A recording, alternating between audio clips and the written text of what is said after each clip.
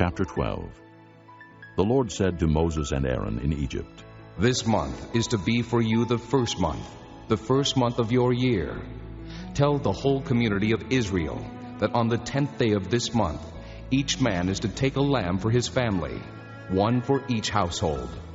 If any household is too small for a whole lamb, they must share one with their nearest neighbor, having taken into account the number of people there are. You are to determine the amount of lamb needed in accordance with what each person will eat. The animals you choose must be year-old males without defect, and you may take them from the sheep or the goats.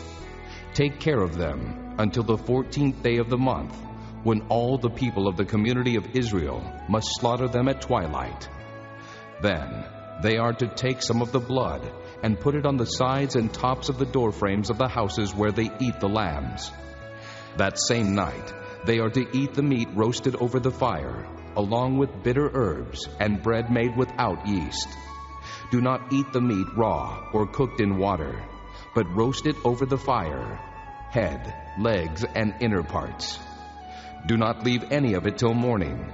If some is left till morning, you must burn it. This is how you are to eat it, with your cloak tucked into your belt, your sandals on your feet, and your staff in your hand. Eat it in haste. It is the Lord's Passover. On that same night, I will pass through Egypt and strike down every firstborn, both men and animals. And I will bring judgment on all the gods of Egypt.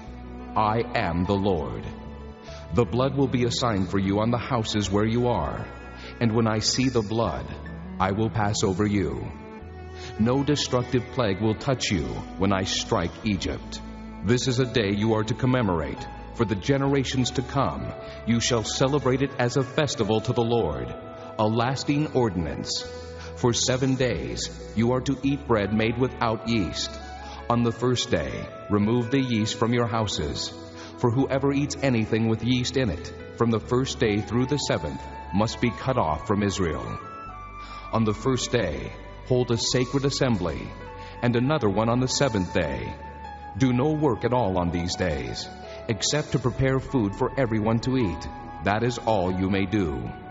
Celebrate the feast of unleavened bread, because it was on this very day that I brought your divisions out of Egypt. Celebrate this day as a lasting ordinance for the generations to come. In the first month, you are to eat bread made without yeast, from the evening of the 14th day until the evening of the 21st day. For 7 days, no yeast is to be found in your houses, and whoever eats anything with yeast in it must be cut off from the community of Israel, whether he is an alien or native born. Eat nothing made with yeast. Wherever you live, you must eat unleavened bread.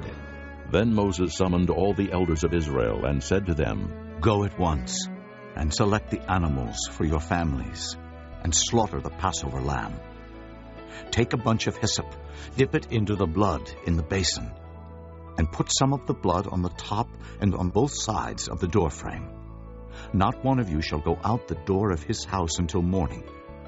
When the Lord goes through the land to strike down the Egyptians, he will see the blood on the top and sides of the doorframe, and will pass over that doorway.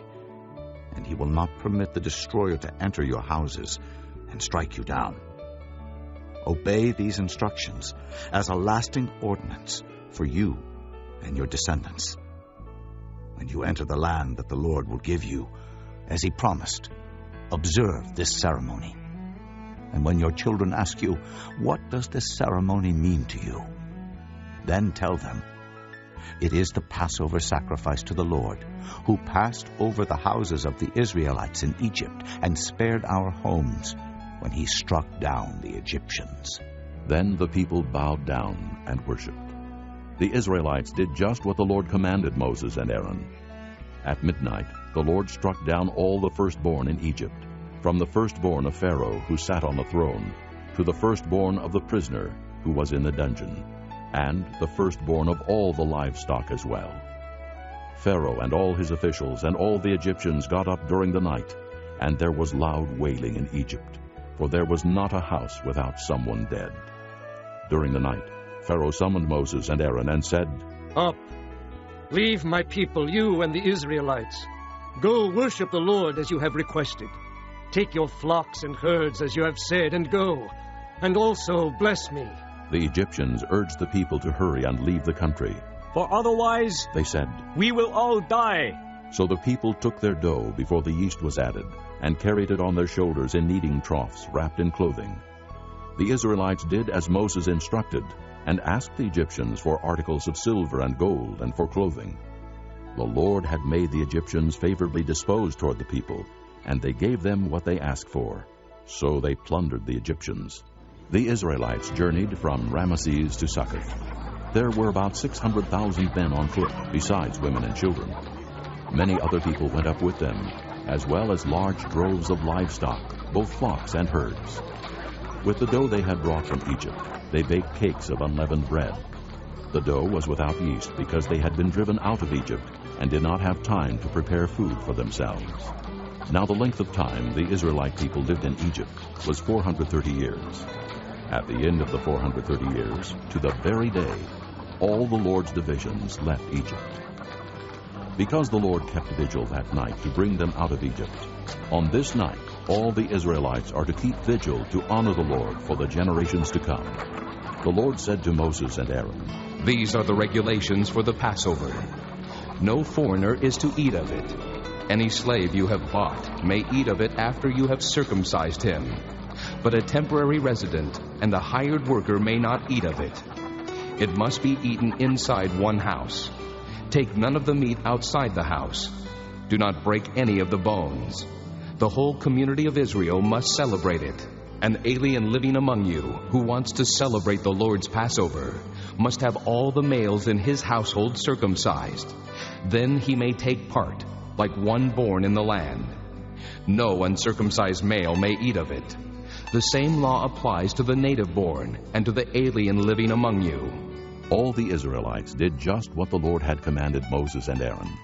And on that very day, the Lord brought the Israelites out of Egypt by their divisions.